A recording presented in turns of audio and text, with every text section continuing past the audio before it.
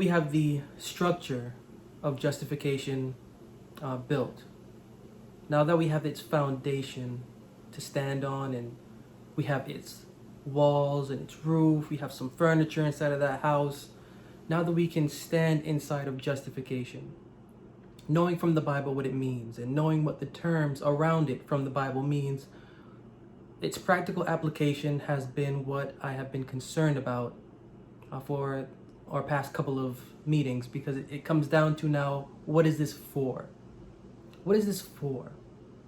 What is the point of taking us through an experience where we're not necessarily forgetting about our past devotional experience, but we're using our past devotional experience to fuel the vision for what we should be, for what our faith should look like in the future, and especially right now in its state or stage of development.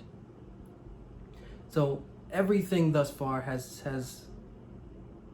led us to this point, to where we can now practically apply justification.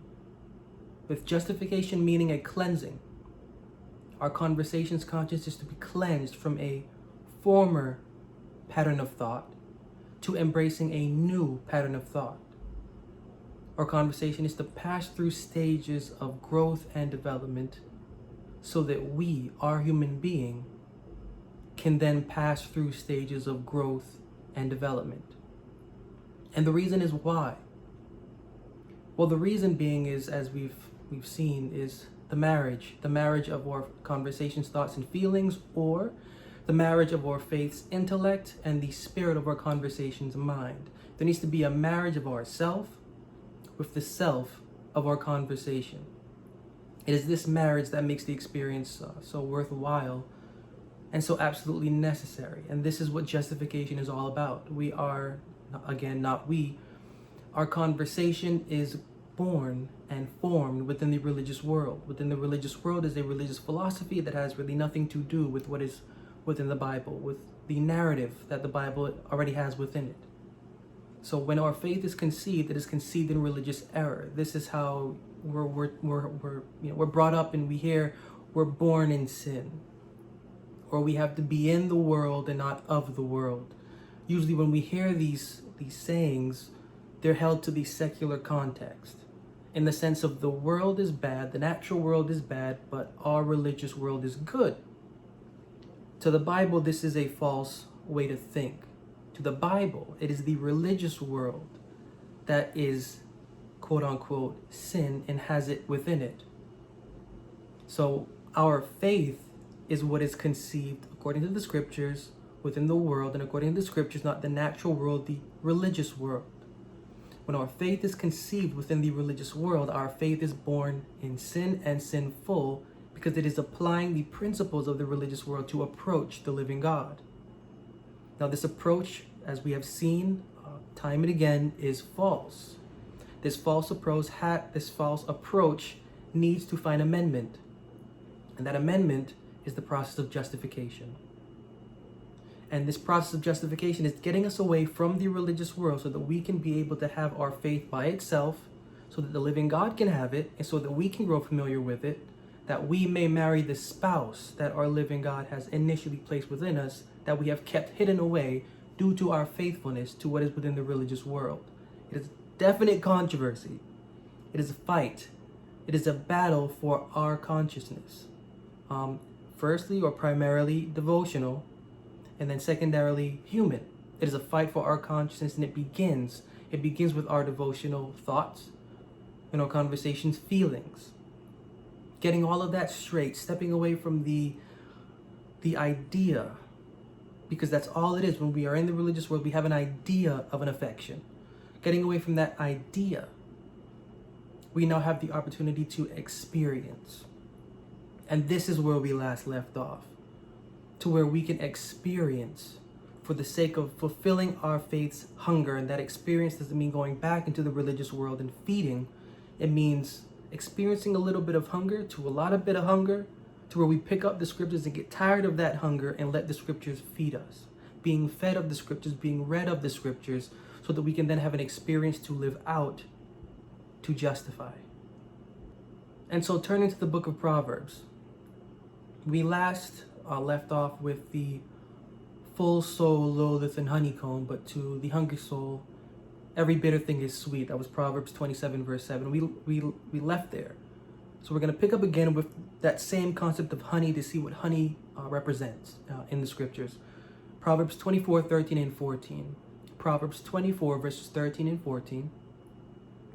Proverbs chapter 24, verses 13 and 14 reads, My son, eat thou honey, because it is good, and the honeycomb which is sweet to thy taste. So shall the knowledge of wisdom be unto thy soul. When thou hast found it, then there shall be a reward, and thy expectation shall not be cut off. In the Bible, honey is a key term. There are many key terms in the Bible, but honey is a key term. And when tasting honey, we are actually tasting the enlightening of our conversation, or as it says in the proverb, we are receiving wisdom. So when we're receiving this wisdom, we're tasting the honey of the scriptures. It is sweet to the taste. It is sweet to the taste. And we need just enough of this honey. We need just enough of the scriptures. We need just enough of the wisdom within the scriptures so that we can take it, so that we can perceive who we are. So that we can take it again, so that we can take it, and so that we can perceive who we are. And I have a bit of a quote here. I'm gonna focus on a couple quotes from a book that I find key and educational and informative and refreshing. It is a book by Rousseau. It is his book on education. Again, this is Rousseau, his book on education. And I'm just going to read a quote here, and you'll be able to follow.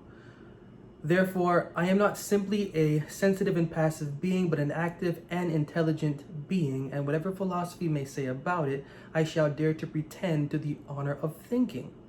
I know only that the truth is in things and not in the mind which judges them, and that the less of myself I put in the judgments I make, the more sure I am of approaching the truth.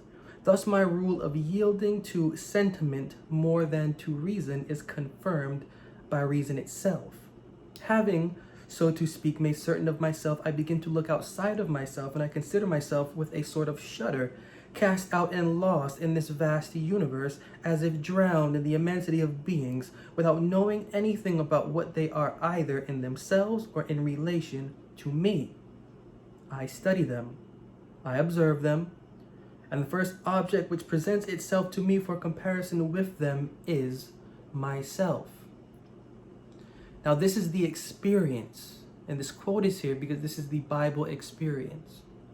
We've gone through that tract. We've gone through that way of carrying our devotional self by listening to the opinions of others, by believing what we have believed from the past, by taking various information from websites and books and pastors so-and-so and taking them for our fact.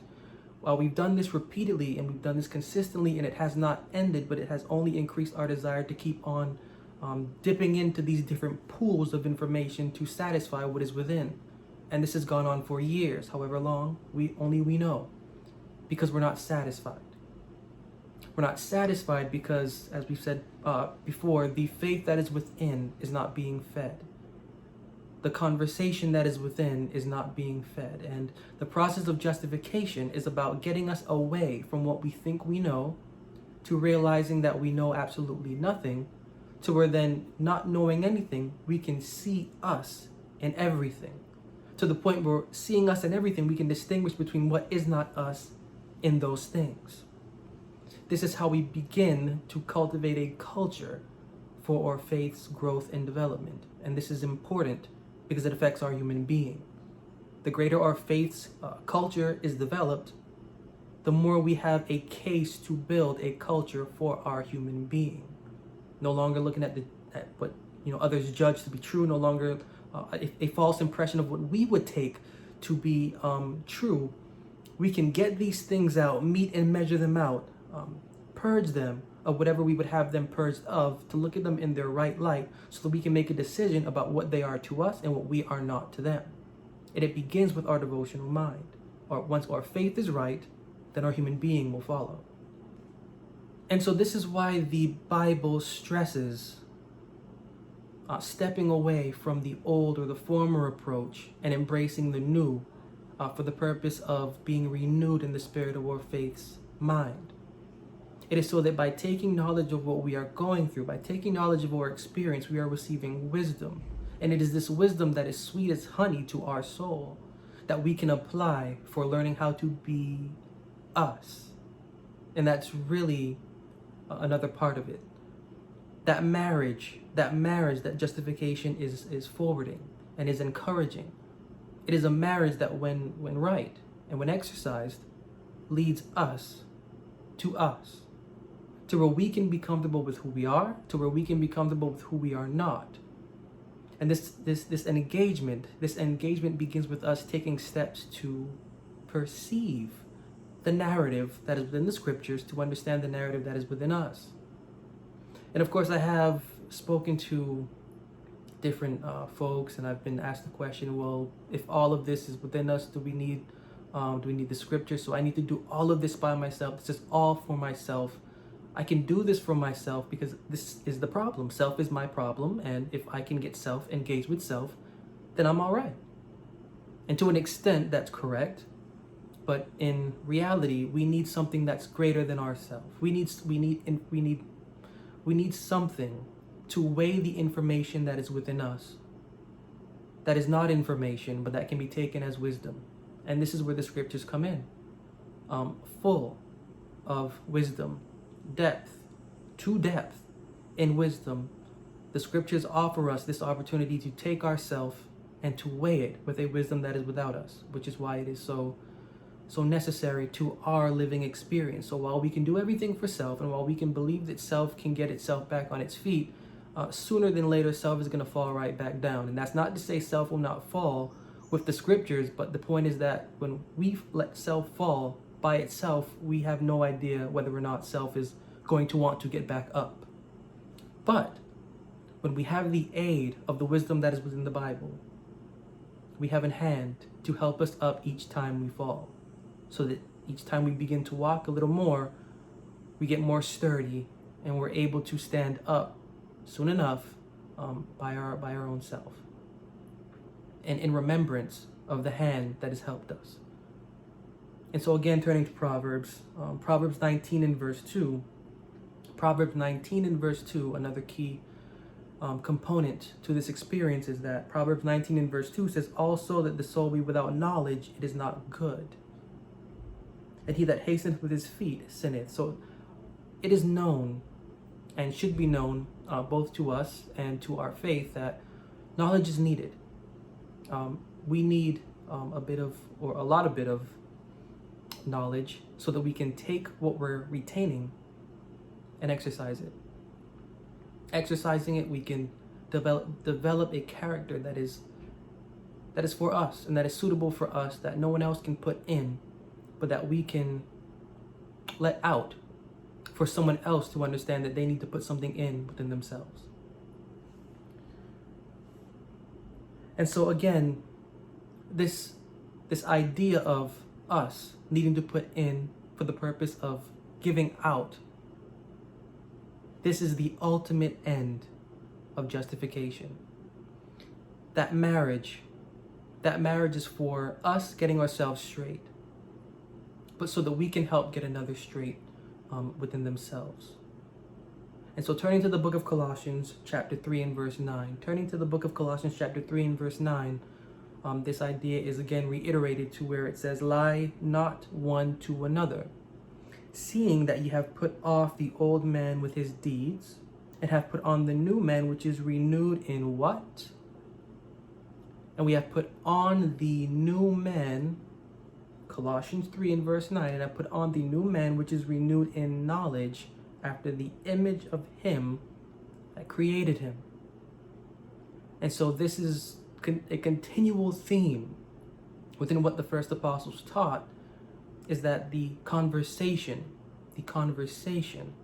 is to be created by the knowledge of the living God's name for the purpose of developing a name of its own, to exercise knowledge or wisdom of its own, to maintain the creation that is going on within.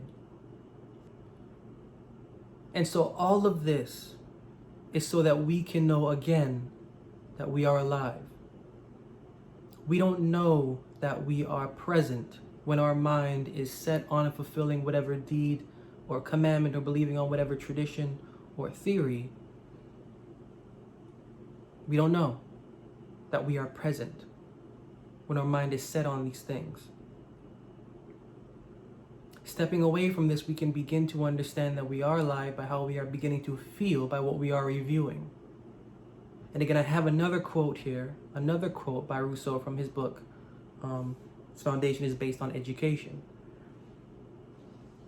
But who am I? What right have I to judge things, and what determines my judgments? If they are swept along, forced by the impressions I receive, I tire myself out in vain with these researches. They will or will not be made on their own without my mixing in to direct them. Thus my glance must first be turned toward myself in order to know the instrument I wish to use and how far I can trust its use. I exist, and I have senses by which I am affected. This is the first truth that strikes me and to which I am forced to acquiesce. Do I have a particular sentiment of my existence, or do I sense it only through my sensations? This is my first doubt, which it is for the present impossible for me to resolve. For as I am continually affected by sensations, whether immediately or by memory, how can I know whether the sentiment of the I is something outside these same sensations and whether it can be independent of them? The answer being what we receive in the Proverbs.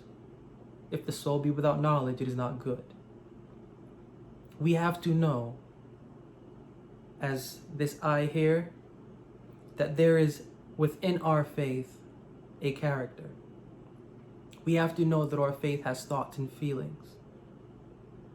We have to understand that the pangs we feel when we're hearing the scriptures, or when we're sitting in churches, or when we're hearing dialogues via whatever we're hearing them from, we need to understand that that feeling of loss, of not being satisfied, is for a reason. And it is because we do not know that our faith is. We do not know that our faith exists.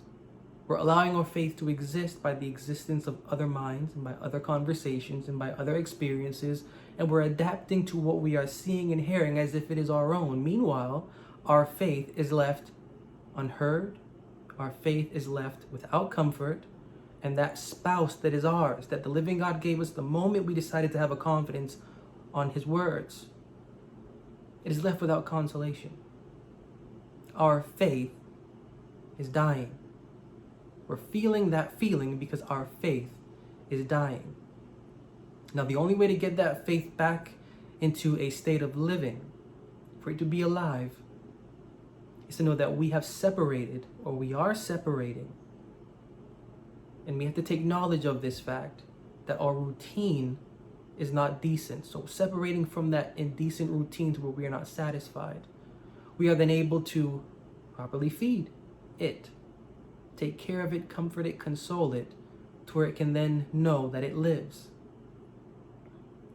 And this is the main issue when it comes to justification. There are a lot of terms, there are a lot of definitions, there are a lot of things one must remember in order to put them into place properly. But if anything, I would like you to take away from this, it is that our faith needs to understand that it has a mind and a heart. Our faith can no longer remain contained within the traditional religious scope that it is in. It needs to live and it needs to breathe.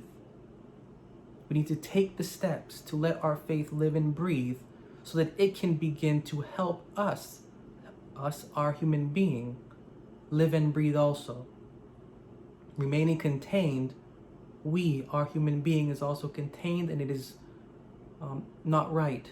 It is not right for our thoughts and for our feelings with the containment of our faith's thoughts and feelings.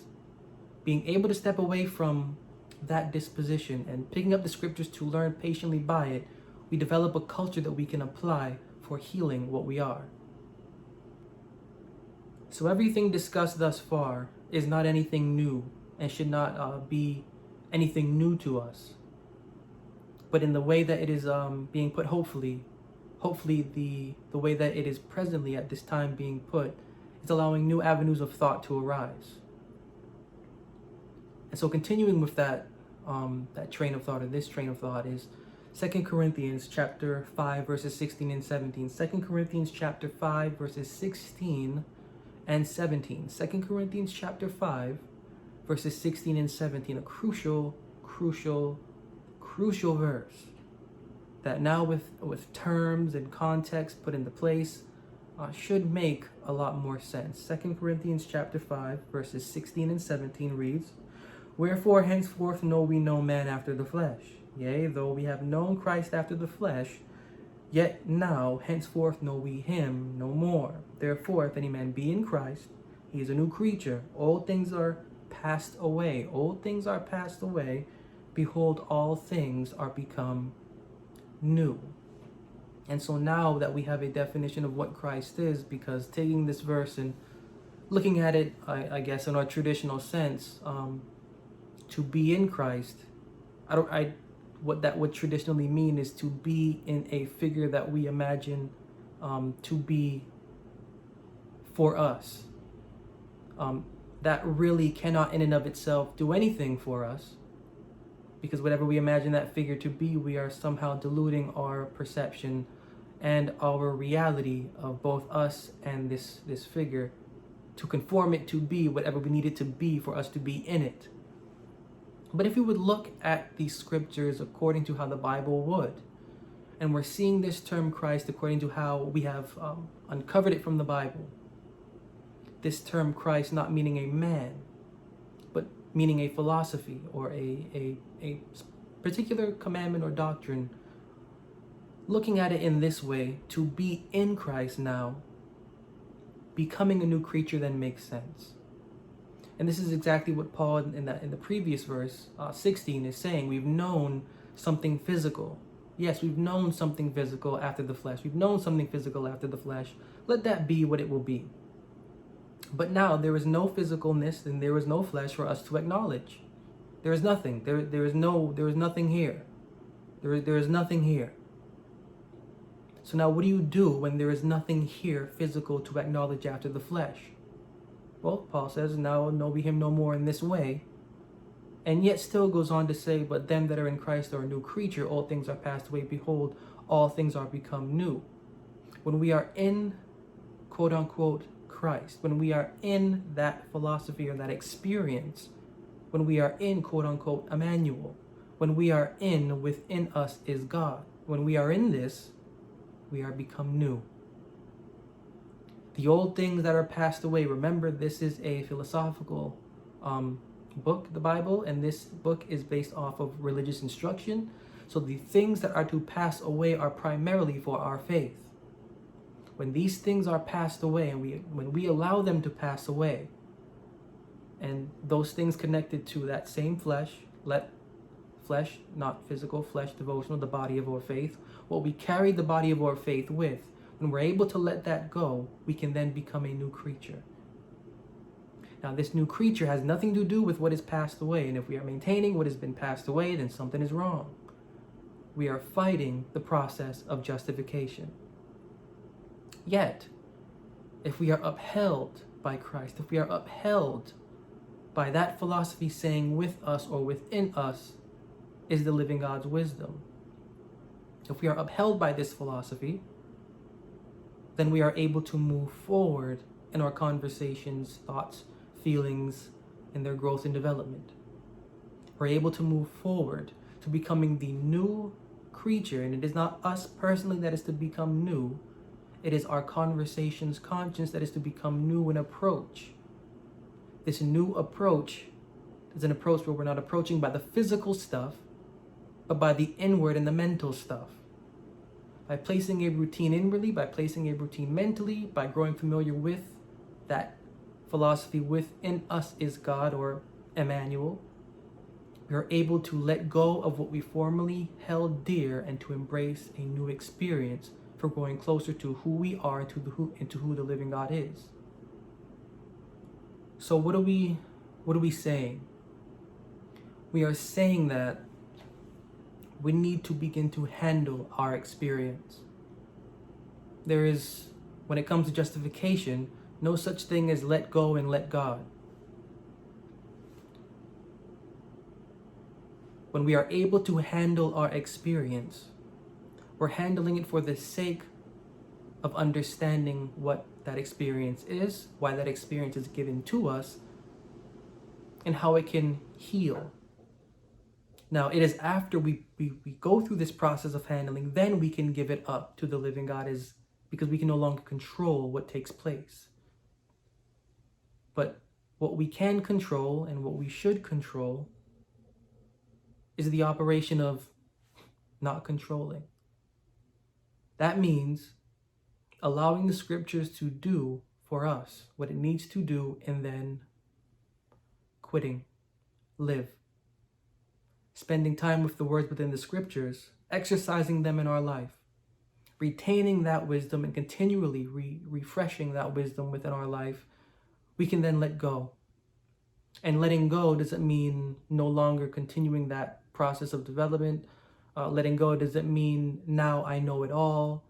Letting go doesn't mean I'm fine. Letting go means letting the living God control the experience that our wisdom is now giving us, so that now the living God can let that experience become useful to us, allowing us to fall into situations, go through different circumstances, feel what we need to feel, so that we can begin to have our faith tried in that fire of confrontation, that fire of affliction.